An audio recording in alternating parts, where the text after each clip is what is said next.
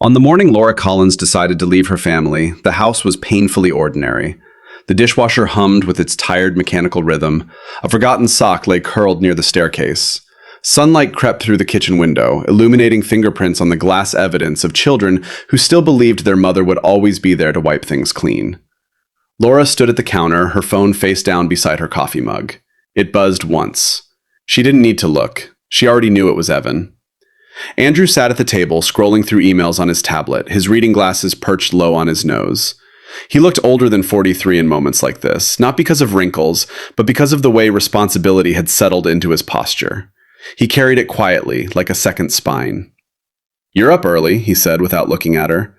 "I couldn't sleep," Laura replied. It wasn't a lie. She hadn't slept in weeks.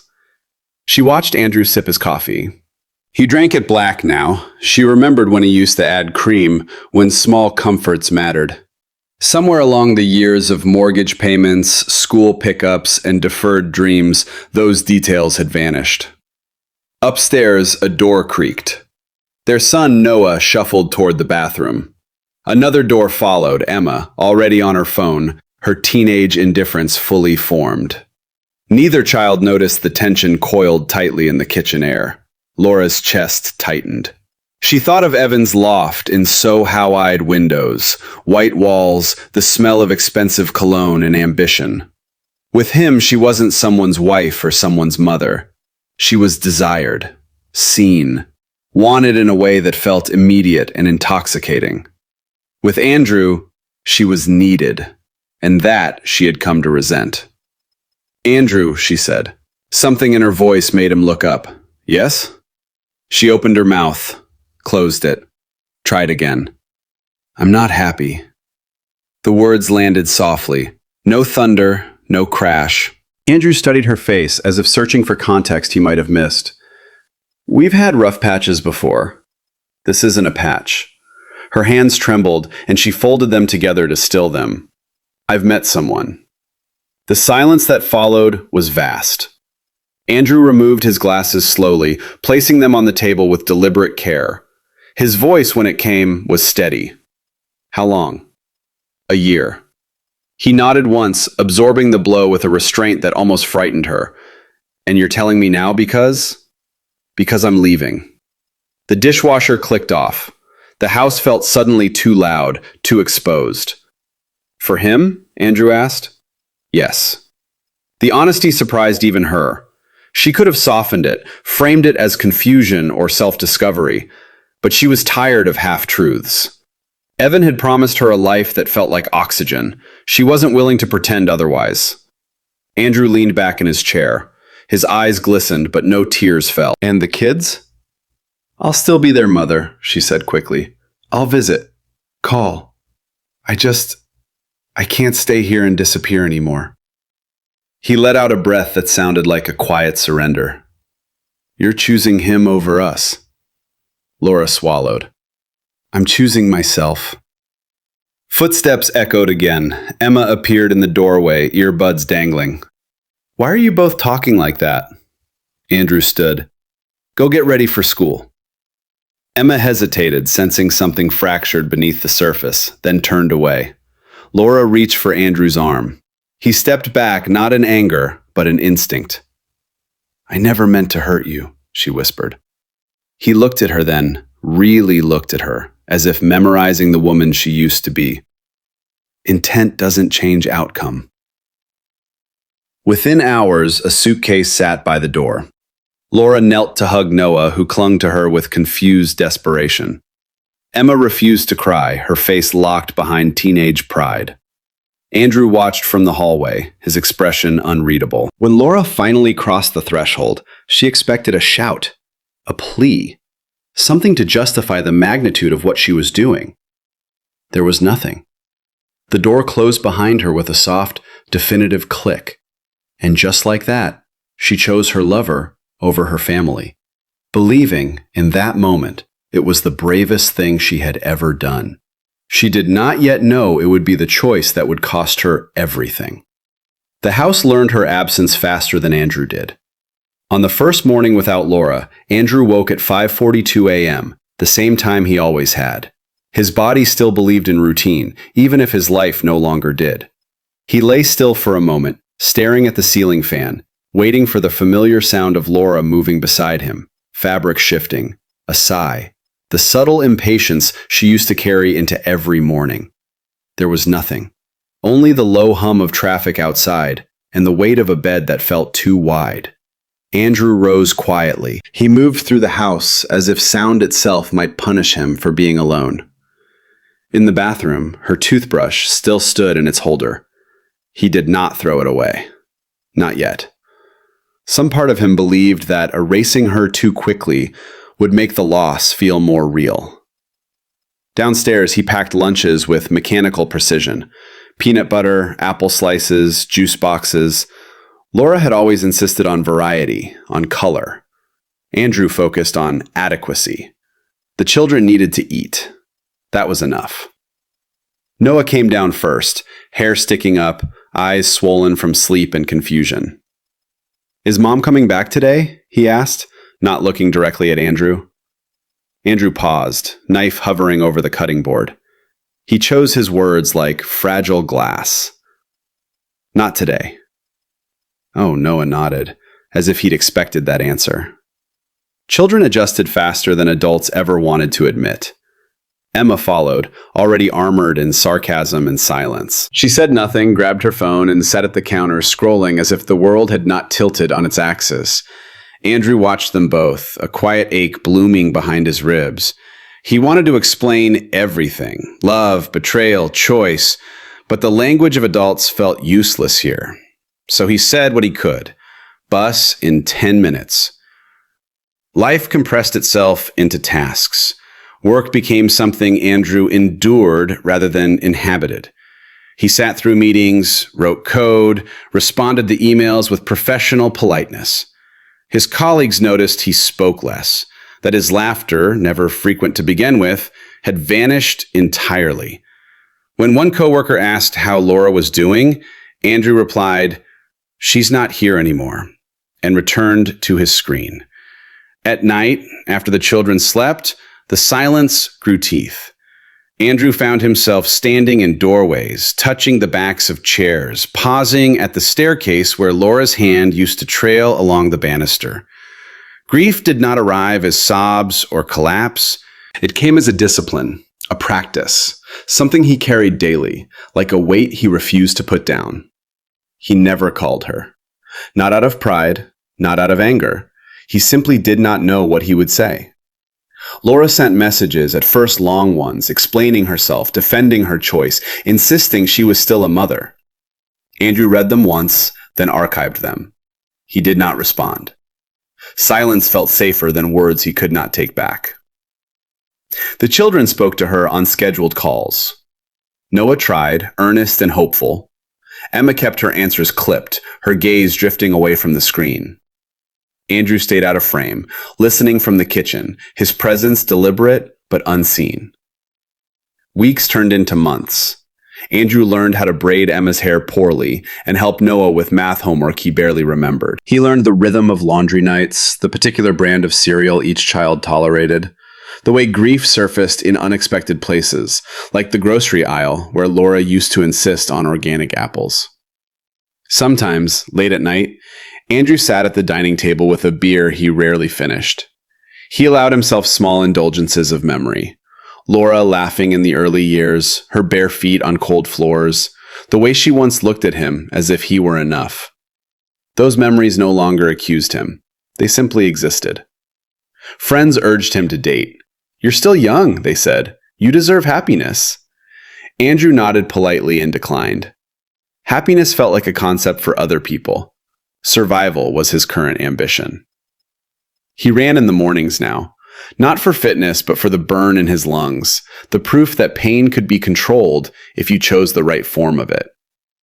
The city woke around him, coffee shops opening, joggers passing, strangers living lives untouched by his private collapse. In those moments, Andrew understood something quietly devastating. The world had not noticed his loss. And maybe that was why he endured it so well. Years passed, not with dramatic milestones, but with accumulation. Andrew aged into his responsibilities. Lines etched themselves deeper into his face. His children grew taller, sharper, more distant from the idea of a mother who existed mostly as a voice through a screen. Laura became a story Andrew did not tell. There were no framed photos of her left in the house, not out of bitterness, but necessity. He refused to curate a memory that no longer fit the present. The children noticed. They did not ask. One evening, after Noah's middle school graduation, Andrew sat alone in the living room, the television muted. He realized with a strange clarity that he had survived without closure, without answers, without apologies. The grief had not vanished. It had simply taught him how to live alongside it. And in that quiet endurance, Andrew Collins became a man shaped not by what he lost, but by what he chose to keep. His children, his integrity, and a life rebuilt without the woman who once walked away. He did not yet know that years later Laura would return, only that when she did, she would not find the man she left behind. New York welcomed Laura Collins the way it welcomed everyone else, with indifference dressed as opportunity. From Evans' loft on Mercer Street, the city looked like a promise made entirely of glass and steel. Sunlight spilled across polished concrete floors, catching on framed campaign posters and shelves of art books no one ever finished reading. This was the life Laura had imagined while standing in her Chicago kitchen, heart racing, suitcase waiting by the door. Here, no one knew she was a mother who had left. No one asked about children or anniversaries. In New York, reinvention was not only allowed, it was expected. Evan thrived in this environment. He moved through rooms with the ease of a man who had never doubted his belonging. Creative director by title, seducer by instinct, he spoke in confident fragments about brands, narratives, disruption. Laura listened the way she once listened to Andrew talk about systems and stability, but this time, the energy ran in the opposite direction. Evan promised motion. Andrew had offered permanence. At night, Evan touched her as if her body were a discovery he alone had made. Desire felt louder here, more urgent, sharpened by the constant thrum of the city below. Laura told herself that this intensity was proof that what she had chosen was real, necessary, alive. She found work quickly. A marketing consultancy near Bryant Park hired her for her experience and polish. She learned the cadence of Manhattan offices, ambition disguised as collaboration, exhaustion softened by expensive coffee. Her colleagues admired her composure, her clean lines, the way she never spoke about her past. Laura liked being admired without being known. They hosted dinners where everyone laughed too loudly and drank too much. Conversations skimmed across the surface. Politics, art, scandals trending online. Laura learned to nod at the right moments, to contribute just enough vulnerability to seem authentic without risking exposure. She posted photos on Instagram, skyline views, cocktails balanced on rooftops, Evan's hand resting possessively on her waist. The comments came quickly. "You look radiant, living the dream. So happy for you." She never posted her children. At first, guilt flickered only at night, when the city dimmed and Evan slept with his back turned, already half elsewhere. Laura would scroll through old photos, Noah missing teeth, Emma's guarded smile, and feel something twist low in her chest. But guilt, she learned, was manageable if you didn't feed it. Evan spoke often about freedom, about not being tied down by expectations that no longer served you. "People outgrow things," he said once, pouring wine with careless precision. "Marriages, identities, even love." Laura nodded, though something inside her stiffened. She told herself she was being irrational, that Andrew's quiet loyalty had dulled her appetite for risk. Evan was different. Evan was honest about impermanence. And yet, small fractures appeared. Evan forgot details, meetings Laura had mentioned, milestones at her job.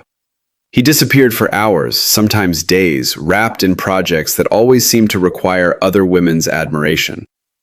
When Laura asked where he'd been, he smiled and kissed her forehead, as if the question itself were quaint. "You worry too much," he said. That's a habit from your old life. Old life. Old self. Laura tried harder. She dressed sharper, laughed quicker, learned which version of herself Evan preferred. She became fluent in the art of not needing too much. But insecurity is a patient thing. It waits until you're tired, until the noise fades. The city aged her differently than Chicago had. Here, youth was currency. At 42, Laura noticed how often her reflection was compared, subtly, relentlessly, to younger women with brighter eyes and softer edges. Evan still wanted her, but want shifted. Remembered intensity replaced urgency. One night, after a gallery opening, Laura watched Evan across the room, his hand lingering on the back of a woman barely 30.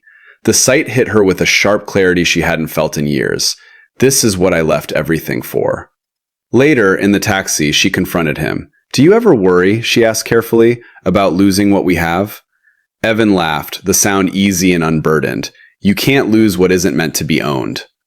The words lodged somewhere dangerous. Their arguments never exploded, they eroded. Each conversation shaved away something small: assurance, trust, the illusion of exclusivity. Evan never promised permanence. Laura realized that was the one thing he had been consistent about. Work became her refuge. She stayed late, volunteered for projects, chased validation where she could control the outcome. Success camerizes, recognition, a title that sounded impressive at dinners. But success did not answer the questions that surfaced in the quiet moments. Sometimes, scrolling through social media late at night, Laura saw glimpses of Andrew's life not posted by him, but by mutual acquaintances she'd never fully severed. Noah at a science fair, Emma at a debate competition, Andrew in the background, older, steadier, his presence unmistakably central. The sight unsettled her more than she expected. She had believed they would falter without her, that her absence would be felt as a wound. Instead, they seemed impossibly to have grown around it. Evan noticed her distraction. "You're not thinking of going backwards, are you?" he asked one evening, not unkindly, but with a detachment that stung. "No," Laura said quickly, but the city, for all its brilliance, had begun to feel less like a beginning and more like a performance she could no longer sustain. The life she wanted shimmered endlessly around her, successful, desired, admired. And beneath it all, something fragile strained, quietly, toward collapse. Laura did not yet admit it to herself, but the dream was already thinning. The first time Laura realized Evan no longer saw her as extraordinary, it happened in a mirror. They were getting ready for a charity gala, one of those evenings that blurred philanthropy with performance. Evan adjusted his cufflinks while Laura studied her reflection in the bathroom light. The dress was elegant, black silk cut to flatter restraint rather than daring. She looked composed, attractive, accomplished. She also looked 45. Evan glanced at her through the mirror, smiled politely, and turned away. Not hungry, not curious, just done looking. The moment passed quickly, but it lodged in her. Laura spent the evening noticing things she had once ignored, the way Evan circulated without her, the way younger women clustered near him instinctively, the way she became an accessory rather than a focus. "You okay?" he asked in the car afterward, scrolling through messages on his phone. "Fine," she said. The word felt practiced. Evan's career surged as Laura's plateaued. He thrived on reinvention, on chasing the next campaign, the next rising talent. He spoke in the language of relevance, what was trending, what was fading, what no longer moved the needle. Sometimes Laura wondered if he spoke the same way about people.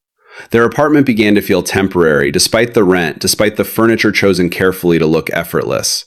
Evan traveled more now: London, Berlin, Los Angeles. Each trip came with assurances that felt increasingly scripted. "You know how this industry is," he said, packing lightly, always lightly.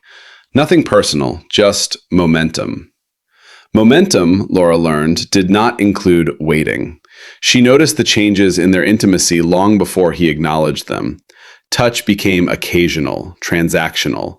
Desire no longer rose unprompted. It required effort, timing, alignment. When Laura reached for him in bed, he sometimes sighed. Not in pleasure, but in fatigue. "You're overthinking," he told her when she tried to talk. "This is just what long-term looks like." But Laura had been married. She knew the difference between familiarity and indifference. One evening, she found a jacket of Evan's draped over a chair. A phone buzzed inside the pocket. She didn't intend to look. She truly didn't. But the screen lit up with a name she didn't recognize, followed by a message that was too intimate to misunderstand. Last night was unexpected. I can't stop thinking about it. Laura stared at the words until they lost shape. When Evan came home, she didn't shout. She didn't cry. She held up the phone. He looked at it, then at her, irritation flashing briefly before smoothing itself into calm. You went through my things? I didn't have to, she said quietly. It found me. He exhaled, as if burdened by a conversation he didn't want to have. It's not what you're making it. Then tell me what it is. Evan leaned against the counter, crossing his arms. It's nothing serious. It didn't mean anything.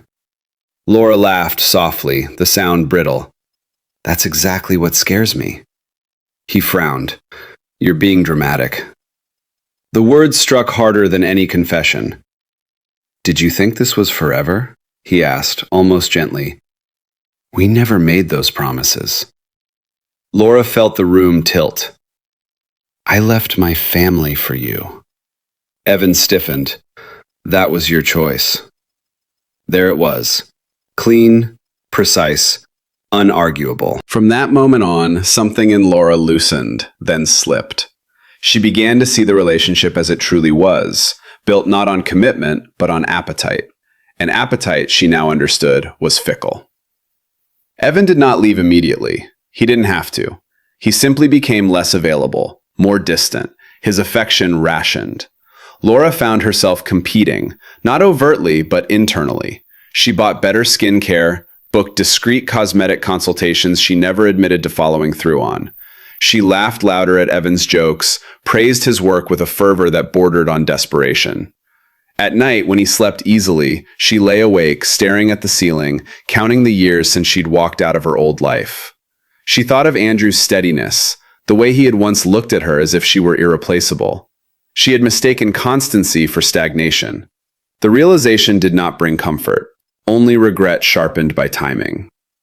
The breakup came quietly, like everything else. Evan sat across from her at their kitchen island one Sunday morning, coffee untouched. I think we're holding each other back, he said, rehearsed sincerity coating every syllable. You deserve something simpler. Laura nodded. She had learned not to beg. So do you, she replied. He seemed relieved by her composure. They divided belongings efficiently.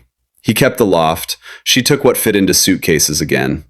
As she closed the door behind her for the last time, Laura felt an unexpected clarity. This ending hurt less than the beginning. Perhaps because it confirmed what she had already feared. In Evan's world, love was conditional, and conditions changed. She moved into a smaller apartment downtown, alone. The city felt different now, less forgiving, more crowded. At work, she noticed how easily attention drifted past her to younger colleagues. She was still competent, still respected, but invisible edges had formed around her. One night, scrolling aimlessly, she paused on a photo someone had posted years too late for her to ignore. Andrew, standing between Noah and Emma, both taller now, both smiling without restraint. They looked whole. Laura stared until tears blurred the screen. For the first time since she'd left, she allowed herself to name the truth she'd been avoiding. She had traded permanence for passion and lost both. And in the quiet that followed that admission, a question rose uninvited, terrifying in its simplicity. If she had become disposable here, where, if anywhere, did she still belong? Laura returned to Chicago on a gray afternoon that smelled faintly of rain and exhaust. The city quieter than she remembered, or perhaps she was quieter inside it. The airport felt impersonal, efficient. No one waited for her. She took a rideshare instead of a taxi, watching familiar streets slide past the window like scenes from a film she once starred in and no longer recognized. Neighborhoods had changed names. Cafes had replaced corner stores. The city had moved on without her, just as her family had. Andrew's house stood on the same street, but it wasn't the same house. The paint was new. The yard was tidier. There was a basketball hoop near the driveway, its net frayed from use. Evidence of a life that had continued, active and complete. Laura stood on the sidewalk for a long moment before walking up the path. Each step felt heavier than the last, not with fear, exactly, but with the burden of expectation. She did not know what she hoped for. Forgiveness, perhaps? Or familiarity, some echo of the place she once belonged. She rang the bell. The door opened to a young woman she barely recognized. Emma stood taller than Laura remembered, her hair cut shorter, her posture confident in a way that startled her. She wore jeans and a sweatshirt from a university Laura didn't know, earbuds looped around her neck. "Yes?" Emma asked, polite, neutral. It's me," Laura said, her voice catching on the word. Emma blinked once, then recognition settled, not warmth, not surprise, but acknowledgement. "Oh, hi." The pause stretched. "Is your father home?" Laura asked. Emma nodded and stepped aside. "He's in the kitchen." Laura crossed the threshold, her heart pounding. The interior felt unfamiliar. Rearranged furniture, different photographs on the walls. She noticed the absence immediately. No pictures of her, not a single trace. Andrew stood at the counter, chopping vegetables with careful precision. He looked up at the sound of footsteps and froze. For a moment, neither of them spoke. He had aged. His hair was streaked with gray now, his face leaner, more defined. But there was something else, an ease she had never seen before, a steadiness that did not depend on her presence. "Laura," he said calmly. "Andrew?" She managed a smile. "I didn't call. I wasn't sure." "That's okay," he replied. His tone was courteous, distant. "Do you want to sit?" She nodded, grateful for the structure of the offer. Noah entered then, taller than she imagined, his voice deeper. He stopped when he saw her, confusion flickering briefly before resolving into something guarded. "Hey," Laura said softly. "Hi," Noah replied. He glanced at Andrew, then back at her. "Dad said you might visit someday." Someday. Not soon, not again. Someday, like a hypothetical. They sat around the table, 4 people bound by history but separated by years of absence. Conversation moved cautiously, school updates, work, neutral topics that required no emotional investment. Laura listened more than she spoke, absorbing the sound of her children's voices, the way Andrew addressed them with easy familiarity. She searched for signs of resentment, found none.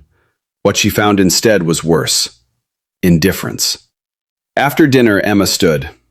"I have studying to do," she said. "Nice seeing you." The phrase landed with practiced civility. Noah followed soon after, murmuring a similar excuse.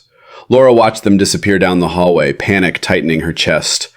They're wonderful," she said. Andrew nodded. They worked hard to become that. The implication was clear. "I was hoping," Laura began, then stopped. She hadn't planned beyond arrival. "I was hoping maybe we could talk, alone." Andrew considered her for a moment, then gestured toward the living room. They sat across from each other, the distance between them measured and intentional.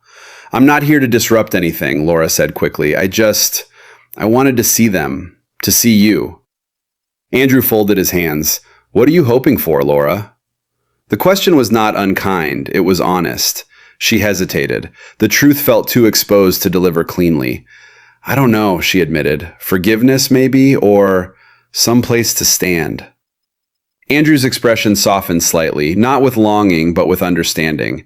"You came back to strangers," he said gently. "That's not their fault." "I know." Tears pricked her eyes, but she refused to let them fall. "I didn't expect things to go back to how they were. Then what did you expect?" She searched his face for something, anger, regret, a crack she could slip through. Found none. "I expected to matter," she whispered. Andrew leaned back, exhaling slowly. "You do, just not in the way you want." The words struck with devastating precision. "I didn't poison them against you," he continued. "I didn't have to. Time did that. Absence did that." Laura nodded, shame pressing heavy against her ribs. "I made a mistake." "Yes," Andrew said simply. She looked at him, startled by the lack of argument. But mistakes don't all have the same repair, he added. Some of them just change things. Silence filled the room, thick and final. When Laura stood to leave, Andrew walked her to the door. There was no hug, no dramatic farewell. "Can I come back?" she asked, almost afraid of the answer. Andrew met her gaze. "You can visit," he said carefully, "but you can't reclaim." She nodded, swallowing the ache in her throat. Outside, the sky had darkened. Laura stepped off the porch and into the cool evening air, the door closing softly behind her.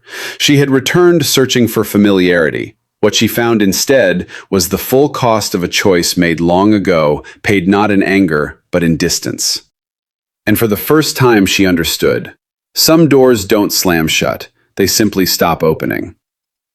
Laura did not plan the second conversation. It happened 2 days after her return, in the quiet hours between obligation and courage. She had spent the night in a modest hotel near the river, staring at the ceiling as memories replayed themselves with cruel clarity. The polite distance of her children haunted her more than anger ever could. Politeness meant adaptation. It meant they had learned how to live without needing her. By morning, she knew she could not leave Chicago again without speaking to Andrew, not as a visitor, not as a mother asking permission to orbit the edges of their lives, but as a woman confronting the man she had once loved. Andrew agreed to meet without hesitation. They chose a cafe near his office, a neutral space filled with soft music and the low murmur of other people's lives. Laura arrived early, her hands wrapped around a mug she hadn't touched. When Andrew walked in, she noticed immediately how comfortable he seemed here. He greeted the barista by name. He knew where to sit. This place belonged to him. She had never felt more like a guest. "You wanted to talk," Andrew said, sitting down across from her. "Yes," Laura inhaled slowly. "I owe you honesty." He nodded. "Go ahead." "I thought you'd be angry," she admitted, "when I came back, or, I don't know, hurt in a way that still needed me." Andrew considered that, his expression thoughtful rather than defensive. "I was angry," he said, "a long time ago. And now? Now I'm something else." The calm in his voice unsettled her. Something else, like numb? No, he met her eyes. Like finished. The word landed cleanly without malice. Laura's fingers tightened around the mug. "I didn't come back to destroy what you've built. Her voice wavered. "I needed to know if there was anything left between us." Andrew didn't answer immediately. He watched her the way one might watch the end of a familiar season, aware of its significance, but no longer inside it. "There's history," he said finally. "There's shared responsibility. There's respect for what we survived together." "And love?" she asked quietly. Andrew shook his head once. "Not the kind you're asking about." Tears blurred Laura's vision. "I loved you," she said. "I just didn't know how to stay." "I know," Andrew replied. "And that's why I stopped waiting." She swallowed. "Do you hate me?" "No." He said it without hesitation. "Hate requires energy. I used all of mine raising our kids." The simplicity of the answer broke something open inside her. "I lost everything," Laura whispered. "I thought if I came back, you'd find yourself again?" Andrew finished gently. She nodded. Andrew leaned forward slightly, his voice lowering. "Laura, you didn't lose everything. You chose something else, and that choice gave you a different life with different costs." "I didn't understand the cost," she said. "No one ever does," he replied. "That's not cruelty. It's just how choice works." The waitress came by, refilled Andrew's cup. Laura noticed how he thanked her with an easy smile. This Manthus version of him had been built in her absence. "I don't want to disappear from their lives," Laura said, desperation slipping into her tone despite herself. "From yours." Andrew's expression softened, but his words did not. "You don't have to disappear, but you can't re-enter expecting the same access." She closed her eyes. "I was hoping maybe one day." "Laura," Andrew interrupted gently, "don't build hope where there isn't a foundation." Silence stretched between them, not awkward, but irrevocable. "I forgive you," he said then. She looked up sharply. You do? Yes. His gaze held steady. For my sake, not so we could start again. The distinction cut deeper than anger ever could. What do you feel when you look at me? She asked, needing to know, needing the truth even if it hurt. Andrew thought for a long moment, then, gratitude. For what? For the years we had, and relief that I don't have to wonder anymore what might have been if you'd stayed. Laura let out a shaky breath, the finality settling in her bones. There was no door left to knock on, only a wall built carefully, not in spite, but in peace. When they stood to leave, Andrew hesitated, then spoke one last time. You're not a villain in this story, he said. But you're not the ending either. Outside, the afternoon light filtered softly through the street. Andrew walked away without looking back. Laura remained on the sidewalk, her chest tight, her hands empty. She had come expecting bitterness, or longing, or even a fracture she could widen with enough regret. What she received instead was far more devastating. A man who had healed without her. A love that had ended not in fire, but in completion. And she understood, finally, that closure does not always arrive as reconciliation. Sometimes it arrives as calm truth, spoken once and never again. Laura left Chicago the same way she had arrived, alone, unannounced, carrying far less than she once believed she owned. The train pulled out of the station just after dawn. Through the window, the city receded in fragments, steel bridges, brick buildings, familiar streets that no longer claimed her. She watched without tears. Something inside her had settled into a quiet acceptance that felt heavier than grief. This time, there was no illusion of return. Back in New York, her apartment greeted her with its practiced neutrality, clean lines, pale walls, silence that echoed just a second too long after she closed the door. She set her bag down and stood still, as if waiting for the space to acknowledge her. It didn't. Life continued, as it always did.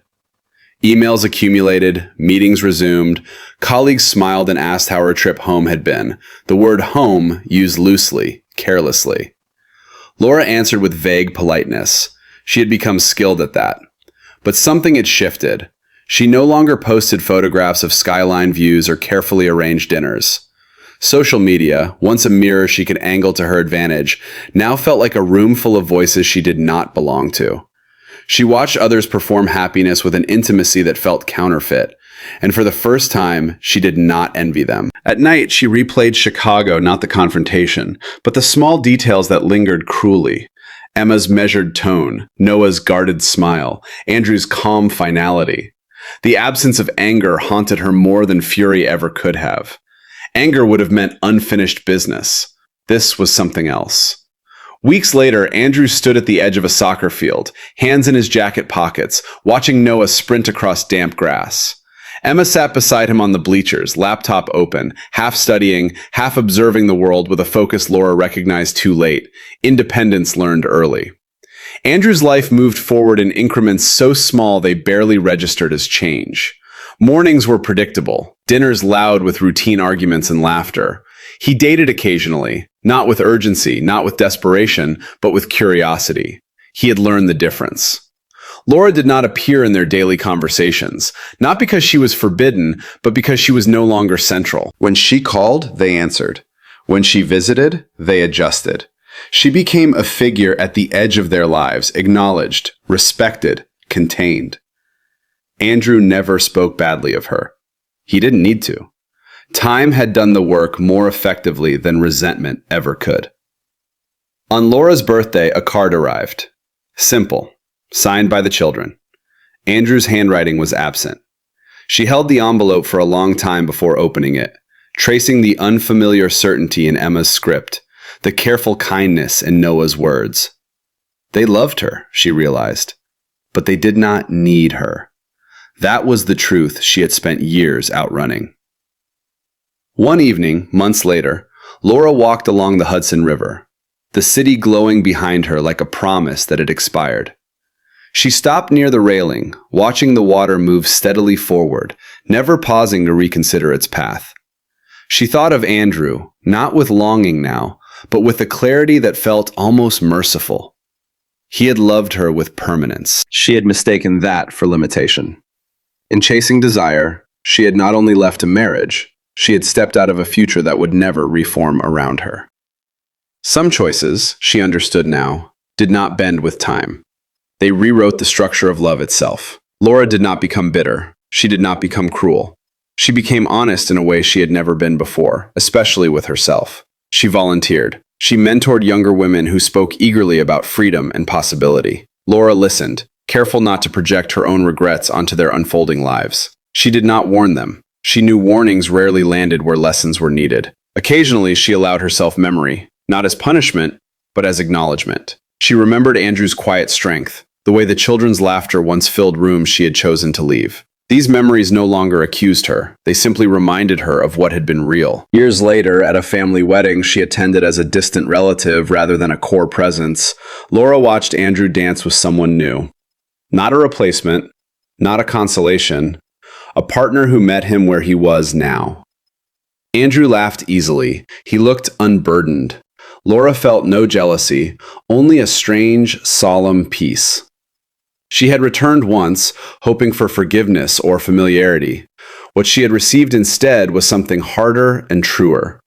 The knowledge that love does not always wait, and forgiveness does not always reopen doors.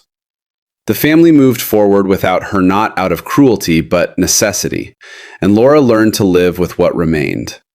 Not the life she wanted, not the love she lost, but the understanding that some choices, once made, permanently rewrite the shape of belonging, and that sometimes the quiet after everything is not emptiness, it is consequence.